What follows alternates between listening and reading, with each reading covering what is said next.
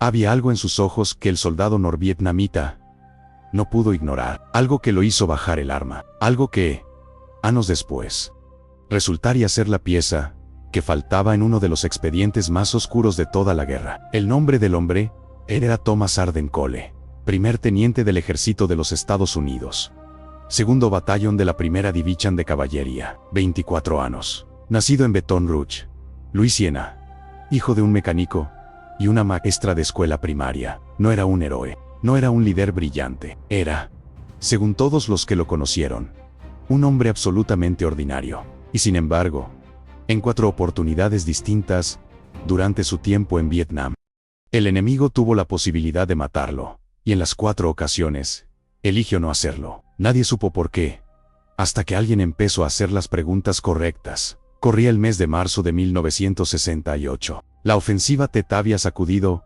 al país entero apenas semanas antes, y el aire en los campos de Quang Nam todavía olfa a humo y a algo más difícil de nombrar. Algo que los soldados que sobrevivieron aquella época describirían después como el olor del miedo hecho tierra. Los días empezaban en silencio y terminaban en ruido, o terminaban en nada. ¿Qué era peor?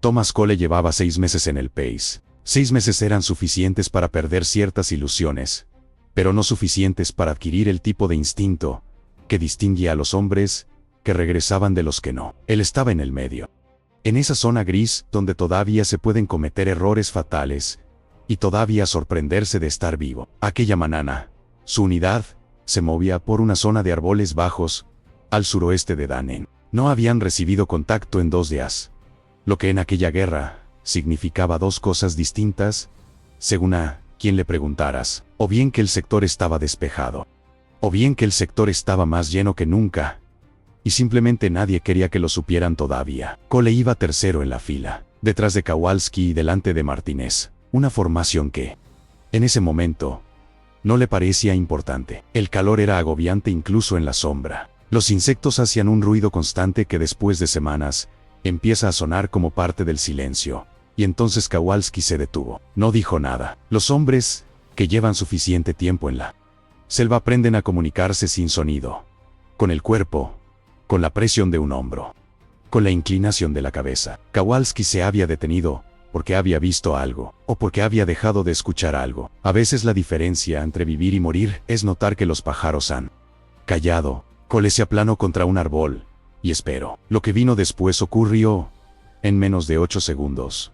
Aunque Cole lo recordaría durante el resto de su vida como si hubiera durado horas. Un soldado del Vietcong emergió de entre la vegetación, a unos 4 metros a la izquierda, con el arma apuntando directamente hacia el grupo. Kowalski disparó primero. El soldado norvietnamita cayó, pero había un segundo hombre, uno que nadie había visto, oculto entre las raíces de un árbol enorme, con una línea de Vichan perfecta hacia Cole. Cole lo vio. El hombre lo vio a él. Fue uno de esos momentos en que el tiempo hace algo extraño, en que la mente procesa información más rápido de lo que el cuerpo puede reaccionar. Cole sabía que iba a morir. El hombre tenía el arma levantada, el dedo en el gatillo, y estaba a menos de 3 metros. No había ningún ángulo posible de escape, ninguna cobertura suficiente, ninguna razón lógica por la que un segundo más tarde Cole seguiría con vida. Y sin embargo, el hombre bajó el arma, no la soltó, no se rindió, simplemente la bajó. Mantuvo los ojos fijos en Cole durante 2, 3, 4 segundos, y luego desapareció en la vegetación, como si se lo hubiera tragado la selva. Kowalski no lo vio, Martínez tampoco. Cuando el ruido de los disparos terminó, y el grupo reordenó filas, nadie había notado al segundo hombre, nadie salvo Cole. Esa noche, en el campamento, Cole intentó contárselo a su sargento, un hombre llamado Beaumont, que llevaba 3 tours en Vietnam, y tenía la mirada de alguien que la ha visto suficiente como para no sorprenderse de nada. Beaumont lo escuchó, asintió. Le dijo que probablemente el hombre había tenido miedo, o que el arma había fallado, o que simplemente había calculado que disparar delataría su posición. Eran todas explicaciones razonables. Ninguna explicaba lo que Cole había visto en esos ojos, porque en los ojos del soldado norvietnamita no había miedo, no había confusión. Había algo que Cole no podía nombrar entonces, pero que años después, cuando tuviera más palabras para ciertas cosas, describirá como reconocimiento. como si ese hombre lo conociera, como si lo hubiera estado esperando. Pasaron 3 semanas. Cole sobrevivió una emboscada en un camino de tierra, al este de Joyan, que mató a 4 hombres de su unidad, incluyendo a Martínez. Sobrevivió por casualidad, por estar en el lado equivocado de la formación que resultó ser el lado correcto, por un giro absurdo de esa lotería, que era moverse por aquellos campos. Nada extraordinario en eso. La guerra estaba llena de supervivientes, que no tenían ninguna razón especial para estarlo. Pero 2 días después de la emboscada, mientras la unidad descansaba en los alrededores de una aldea que el mapa identificaba con un nombre, y que los habitantes probablemente llamaban de otra manera, Cole fue enviado a cubrir una posición de observación en el borde del bosque. Solo una tarea menor, de rutina, el tipo de cosa que se hace 100 veces sin que pase nada. En esa ocasión, algo pasó. Había estado en posición quizás 40 minutos, cuando escuchó un movimiento a su izquierda. No el tipo de movimiento que hace un animal, el tipo de movimiento que hace alguien que sabe que tiene que ser silencioso, pero no puede serlo completamente. Cole giró, levantó el arma, y se encontró cara a cara con el mismo hombre. No había ninguna posibilidad de que fuera coincidencia. Era el mismo rostro, los mismos ojos, la misma quietud en el cuerpo. Esa especie de calma que algunos hombres adquieren cuando han estado demasiado tiempo cerca de la muerte y han llegado a algún tipo de acuerdo con ella. El soldado norvietnamita lo estaba mirando. No tenía el arma levantada. Cole tampoco disparó. Lo que vino después fue algo que ninguno de los dos podría explicar después en términos lógicos. Se miraron durante lo que Cole calcularía en unos 20 segundos. Aunque admitía que ese cálculo podía estar completamente equivocado. Luego el hombre sacó algo del bolsillo de su uniforme y lo puso en el suelo, con cuidado, como si fuera frágil.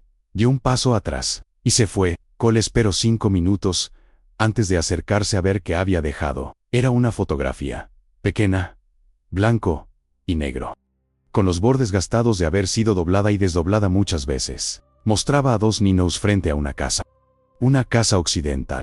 Y uno de esos niños, Cole lo supo en el instante en que la miró, era él.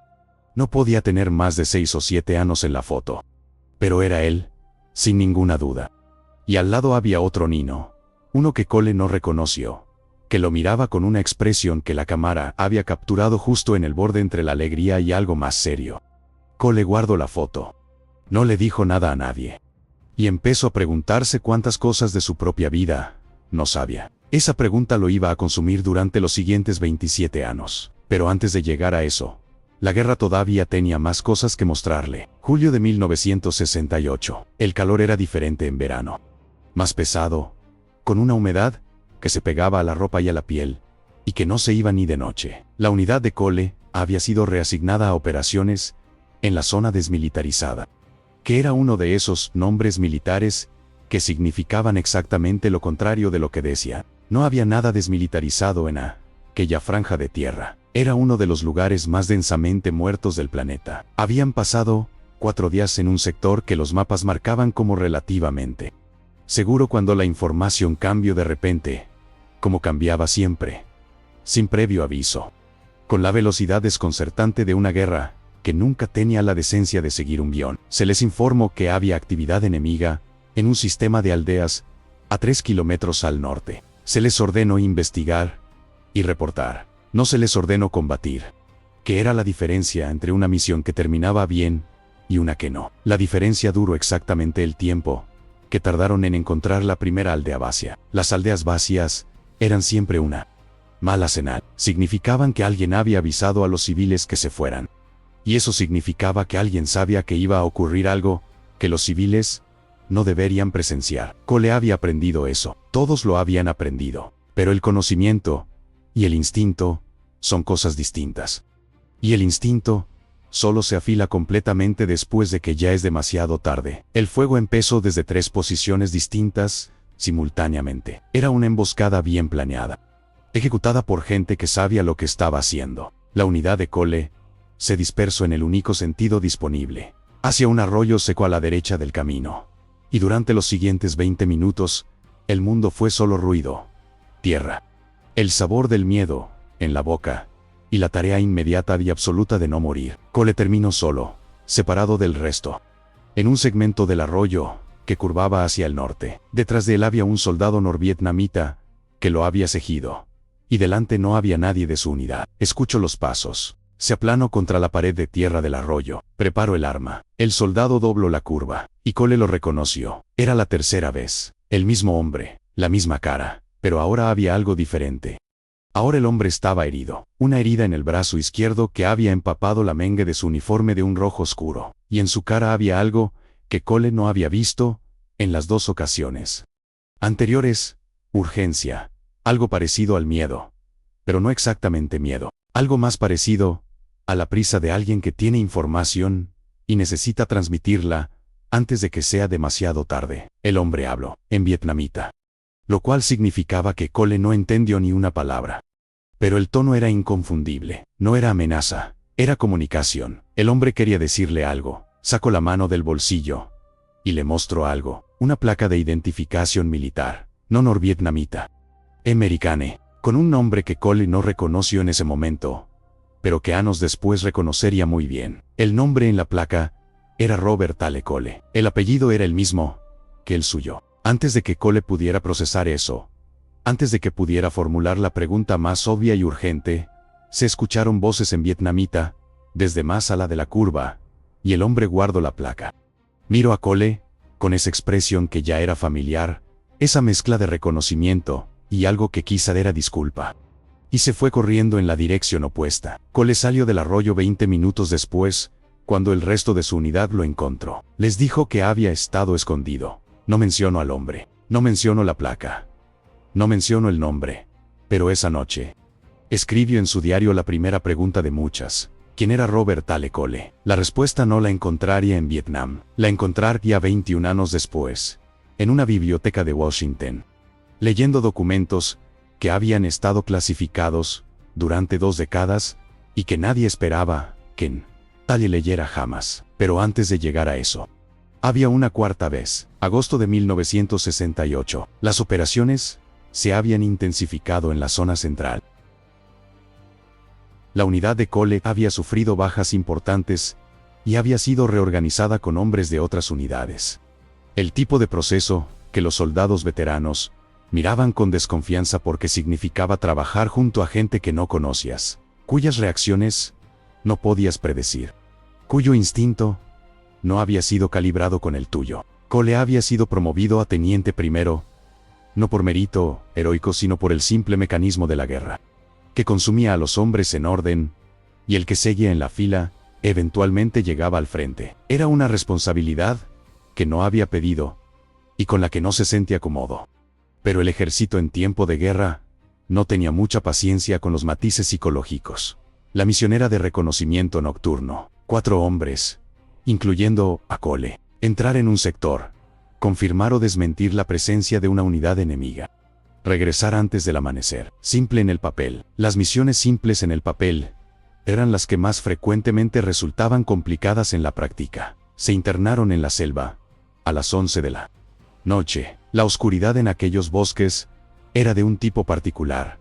No la oscuridad de un cuarto sin luz, sino una oscuridad con textura, con sonido, con presencia. Los hombres se movían con linternas cubiertas que proyectaban un cono de luz apenas suficiente para ver el siguiente paso. A las 2 de la mañana, encontraron lo que habían ido a buscar, una posición con actividad reciente, señales de campamento, rastros de una unidad de tamaño considerable. Cole estaba tomando notas para el informe. Uno de los otros hombres, un cabo llamado Reyes, señaló hacia el norte con la cabeza. Había luz entre los árboles. El tipo de luz que hace una fogata PQ es cirílico ben cirílico nan. Fueron a investigar. Era una fogata, y junto a ella había un solo hombre, sentado, con la espalda hacia ellos, aparentemente dormido o descansando. Cole levantó la mano para ordenar que se detuvieran. Estudió la situación. Un hombre solo junto a una fogata, en medio de una zona de operaciones activas, era cualquier cosa menos una situación normal. Se acercó él solo, dejando a los otros 3 en cobertura. A 3 metros, el hombre se giró. Era la 4ª vez. Y esta vez el hombre no huyó. Esta vez esperó. Tenía algo en la mano, un paquete envuelto en tela impermeable.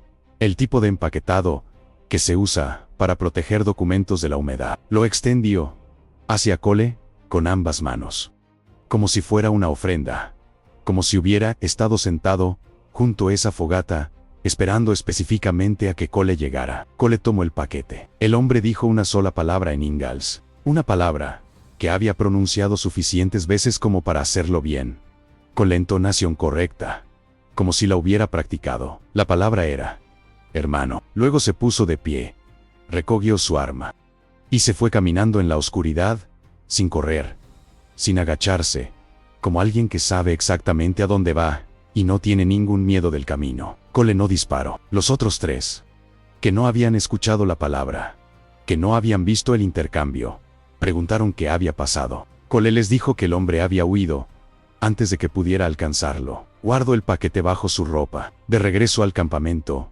1 hora antes del amanecer, Cole se encerró en su tienda y abrió el paquete. Dentro había 3 cosas. La primera era una carta escrita a mano en Ingalls, con una letra que evidentemente no era la de alguien cuya lengua materna fuera ese idioma, llena de errores de gramática y de construcciones extras que sin embargo transmitían su mensaje con una claridad perfecta. La segunda era un conjunto de documentos fotografiados, imágenes de páginas de lo que parecía ser un archivo médico o científico, con encabezados en Ingalls y en caracteres que Cole no reconoció, pero que más tarde identificaría como ruso. La tercera era otra fotografía, diferente a la primera. Esta mostraba a un hombre adulto, que Cole no conocía, sentado frente a un escritorio, lo que parecía ser una oficina, con expresión seria, mirando directamente a la cámara. En el reverso, había un nombre y una fecha. El nombre era Lawrence Whitmore. La fecha era 1959. Cole leyó la carta 3 veces,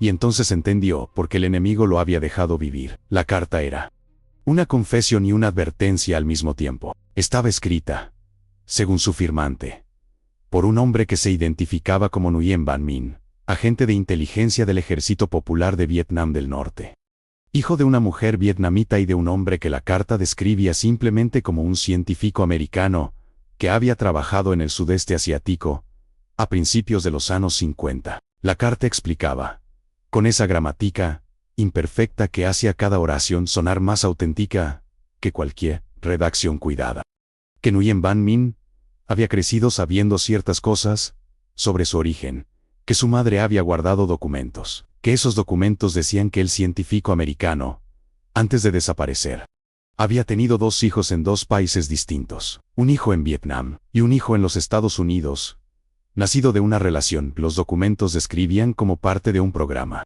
La palabra programa estaba subrayada en la carta. Cole no entendí o lo que eso significaba todavía, pero la carta continuaba. El hombre americano se llamaba Robert Tale Cole. Era el padre biológico tanto de Nguyen Van Minh como de Thomas Arden Cole, los 2 hombres que se habían estado mirando a los ojos en la selva de Vietnam durante meses. Eran hermanos de sangre que habían crecido en lados opuestos del mundo y del conflicto. Cole se quedó sentado en su tienda con esa información durante largo tiempo. Afuera el campamento empezaba a despertar. Los sonidos habituales de la mañana, voces, el ruido de equipamiento, alguien preparando café. El mundo normal continuaba su funcionamiento normal, completamente ajeno al hecho de que dentro de esa tienda, un hombre estaba reorganizando los cimientos de su propia identidad, porque lo que la carta decía a continuación era peor que la revelación sobre su origen. Decía que Robert Tale Cole no era simplemente un científico que había trabajado en el sudeste asiático por cuenta de alguna institución académica. Era un investigador que había formado parte de un programa de inteligencia biológica que la carta, sin entrar en demasiados detalles, describía como un experimento de ingeniería humana. Un programa que había empezado durante la Segunda Guerra Mundial con investigadores alemanes traídos a los Estados Unidos bajo nombres distintos, y que había continuado durante la posguerra en distintos países bajo distintas coberturas.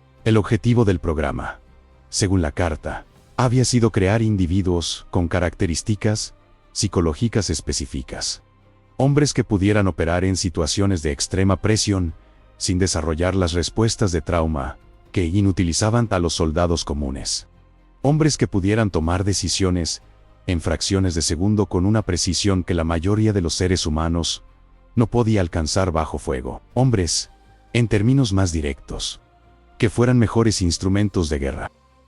Los documentos fotografiados en el paquete eran, según la carta, parte de los archivos de ese programa. Incluían datos sobre los sujetos, registros de evaluación, reportes de seguimiento. Thomas Cole aparecía en esos documentos bajo un número de identificación, no como persona, como sujeto. Cole lee eso, y luego lee la siguiente parte, que era la que cambiaba todo. El programa no había sido exclusivamente americano. Los soviéticos habían tenido acceso a él. No habían tenido que robarlo. Porque según los documentos fotografiados, había habido personas dentro del programa que habían compartido información voluntariamente durante años. A través de canales que incluyeron a científicos, a diplomáticos y a personas cuya identidad los documentos protegían con códigos que Cole no podía descifrar. Lawrence Whitmore, el hombre de la fotografía, era uno de esos nombres en código, o más bien, era uno de los nombres reales detrás de uno de esos códigos. Y su conexión con el programa era lo que, según la carta, había puesto en movimiento una cadena de eventos que había llegado hasta esa selva, hasta esa guerra, hasta ese momento, porque Whitmore, la carta lo explicaba con la precisión de alguien que había dedicado años a recopilar esa información.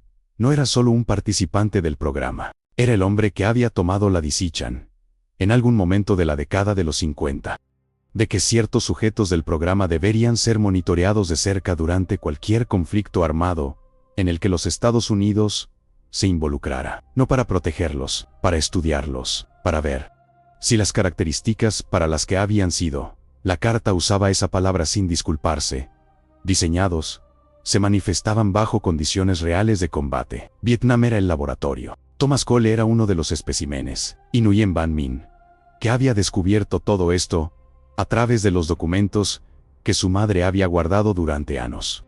Había tomado una decisión que la carta describía como la única decisión que un hermano podía tomar. No dejar que lo mataran. No importaba el bando, no importaba la guerra. El hombre que tenía al otro lado del cano era su sangre. Y eso era lo único que importaba, lo que no explicaba la carta. Y esta era la parte que Cole tardaría años en resolver.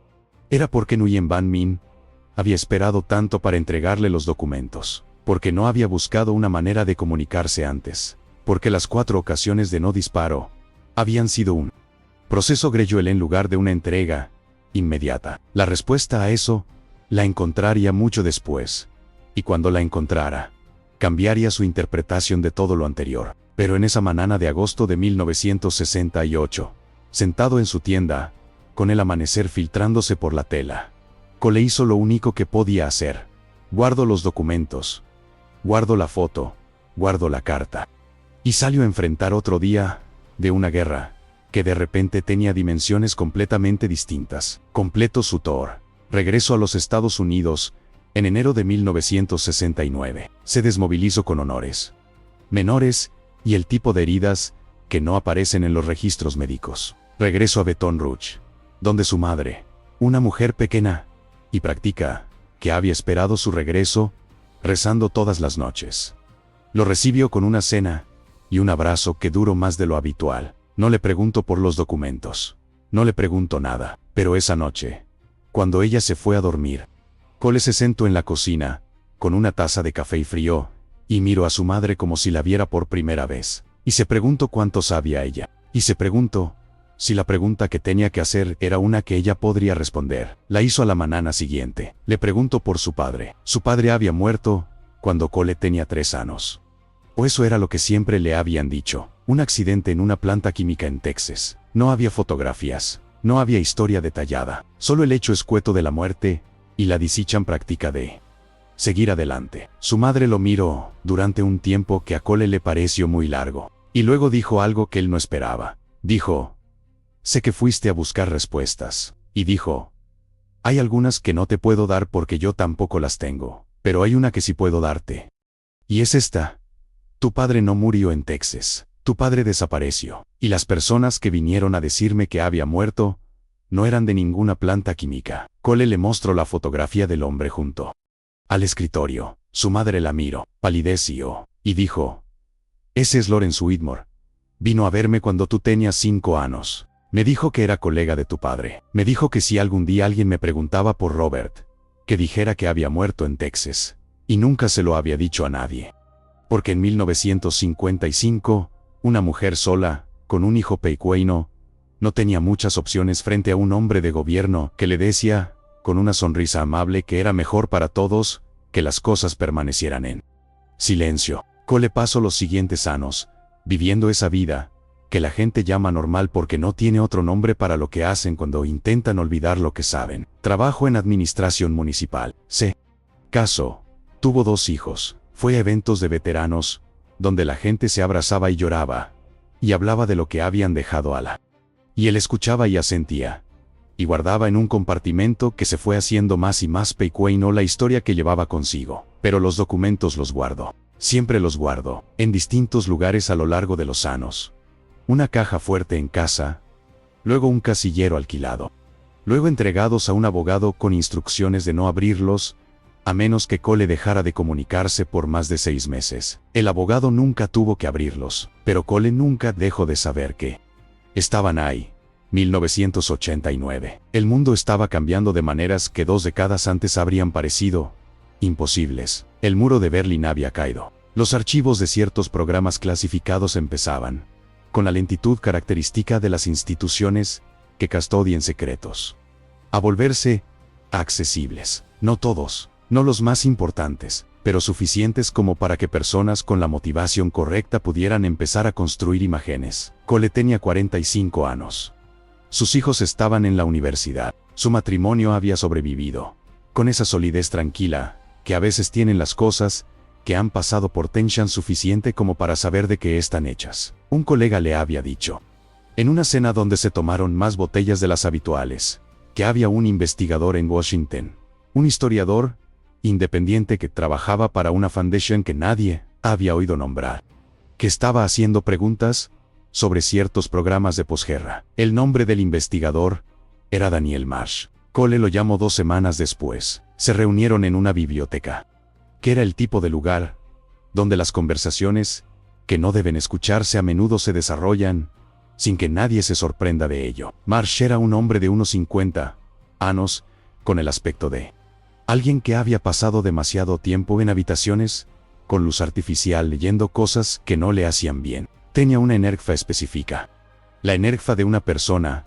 que ha encontrado el hilo de algo importante y no puede soltarlo aunque quisiera. Cole le mostró los documentos. Marsh los miró durante mucho tiempo sin decir nada. Luego dijo: ¿sabe cuántas personas han venido a verme con piezas de esto? Dijo un número que Cole no esperaba. Dijo: cada uno tenía una parte, nadie tenía el conjunto. Y dijo: lo que usted tiene es la parte que estaba faltando. Lo que Marsh había estado reconstruyendo durante 6 años era la historia de un programa que había existido bajo distintos nombres en distintas épocas, financiado por distintas agencias, con distintas coberturas, pero con una continuidad de propósito que era la evidencia de que alguien o algo había estado dirigiéndolo de manera coherente durante décadas. El nombre más antiguo del programa, el que aparecía en los documentos de posguerra que Marsh había consultado, era un término técnico en Eilman, traducía aproximadamente como estudio de adaptación bajo presión extrema.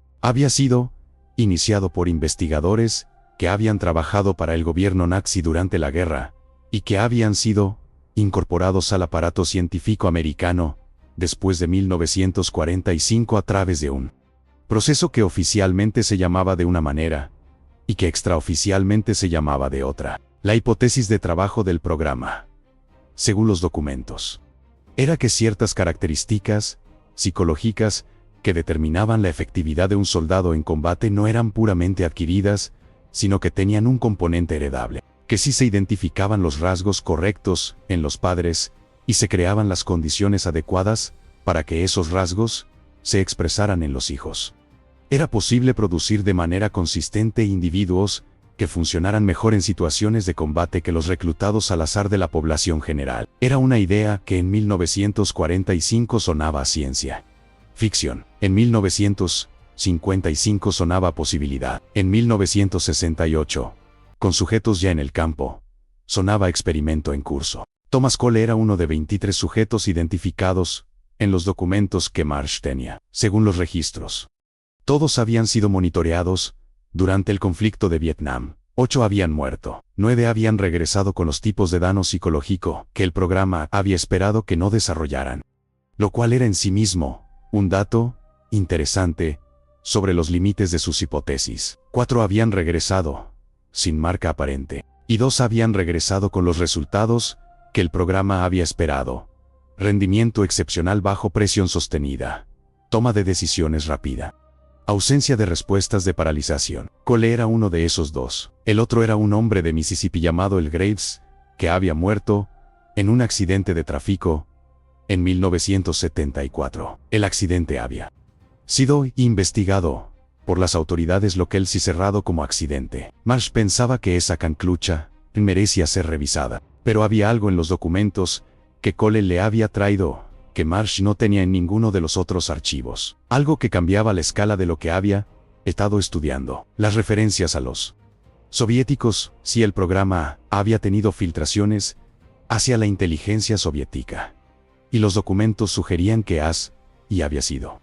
Eso significaba que lo que había empezado como un experimento americano había tenido una brecha paralela del otro lado del telón de acero. Había habido, en algún momento de la Guerra Fría, 2 programas con la misma hipótesis trabajando de manera independiente, o quizás no tan independiente, hacia los mismos objetivos. Y lo que Marsh había encontrado en fuentes europeas, en archivos que habían empezado a abrirse en los países del bloque oriental después de 1989, sugería que el programa soviético había llegado más lejos, había tenido menos escrúpulos, había sido más sistemático, y había terminado, no cuando la Guerra Fría terminó, sino cuando su arquitecto principal murió, en 1987, en lo que las autoridades soviéticas registraron como un infarto. Un hombre que en los documentos soviéticos aparecía bajo un código, pero cuya identidad Marsh había reconstruido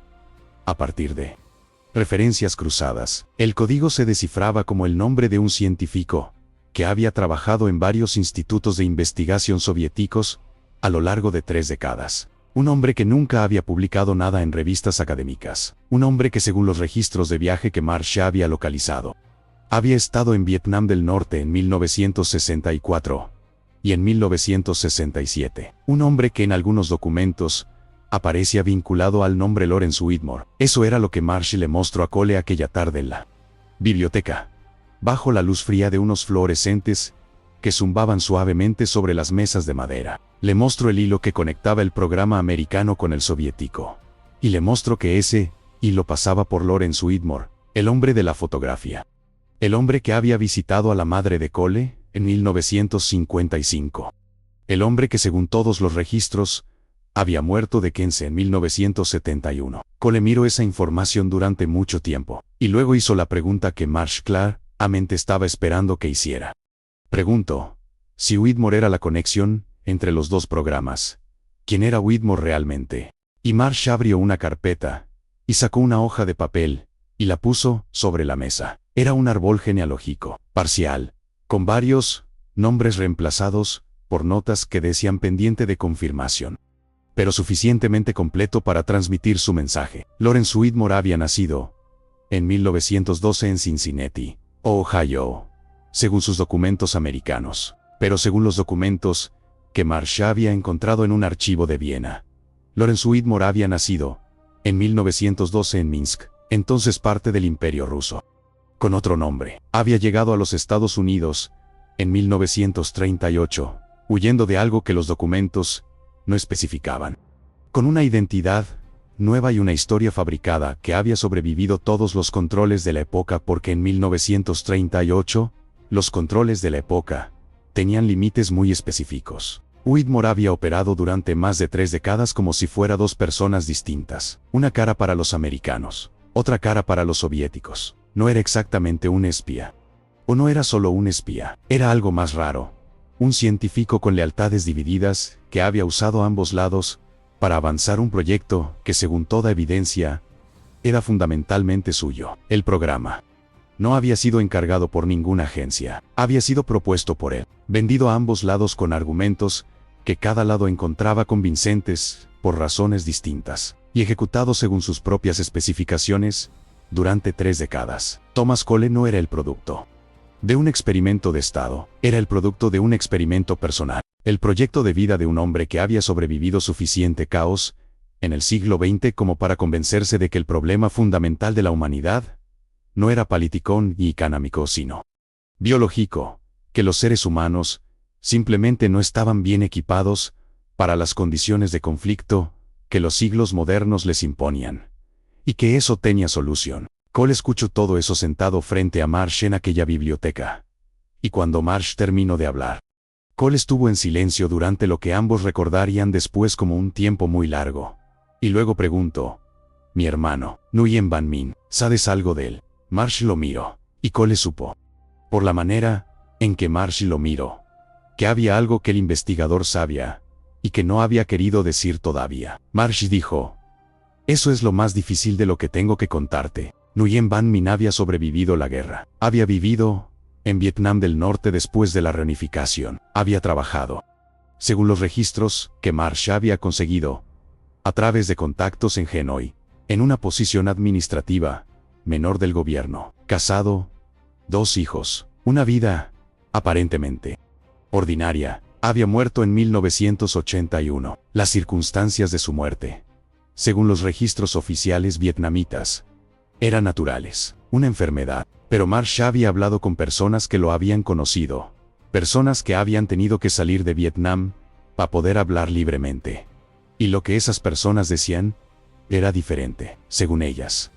Nguyen Van Minh había pasado los últimos años de su vida recopilando información, la misma información que había enviado a Cole. Había estado buscando a más personas que como él habían descubierto que su origen no era lo que les habían dicho. Y había estado tratando de comunicarse con alguien en Occidente que pudiera hacer algo con esa información. Había logrado hacer ese contacto. El contacto era Marsh. Marsh había estado en correspondencia con Nguyen Van Minh durante casi un año antes de que éste muriera. Había recibido documentos, había recibido nombres, había recibido el equivalente de un archivo que Nguyen había pasado años construyendo. Y Marsh había sabido desde que Cole llamó que Cole era el hermano. Había sabido desde entonces que los documentos que Cole llevaba encima eran los mismos que Nguyen había prometido enviar directamente al sujeto americano. El hermano que había estado buscando en la selva. El hombre al que había elegido no matar 4 veces porque matar a tu propia sangre en una guerra que ninguno de los dos había elegido era la última traición posible. Un mundo ya lleno de traiciones. Cole no lloró en la biblioteca. Había aprendido mucho tiempo atrás a posponer ese tipo de cosa para los momentos en que estuviera solo. Pero sí le hizo a Marsh una pregunta más. La última pregunta. La que llevaba 27 años esperando para ser hecha. Preguntó: ¿por qué tardó tanto en la selva? ¿Por qué no me entregó los documentos en la primera vez? ¿O en la segunda? Marsh sacó otro papel, una hoja de la correspondencia que había tenido con Nguyen, un párrafo específico que había subrayado. Cole lo leí, y ahí estaba la respuesta. En el inglés imperfecto y claro de un hombre que había pensado mucho tiempo cómo decir exactamente lo que quería decir. Nguyen había escrito: necesitaba estar seguro, no de él, de que los documentos llegarían al lugar correcto a través de él. Había personas que vigilaban al sujeto americano, personas que habrían interceptado cualquier cosa que les llegara demasiado pronto. Necesitaba esperar hasta que el operativo de seguimiento fuera retirado. Y el retiro del operativo ocurrió después del tercer encuentro, cuando los registros del programa indicaron que el sujeto había alcanzado los parámetros esperados y el monitoreo activo ya no era necesario. En otros términos, había habido personas observando a Cole durante toda su primera parte de la guerra, personas cuya presencia Nguyen había detectado y que habían representado un riesgo. Si Nguyen hubiese entregado los documentos antes, esos observadores habrían intervenido, los documentos habrían desaparecido, y Cole probablemente también. Nguyen había esperado, había calculado, había usado sus propias habilidades, las habilidades que el programa también le había dado a él, para encontrar el momento exacto en que la entrega era posible sin consecuencias, lo que significaba.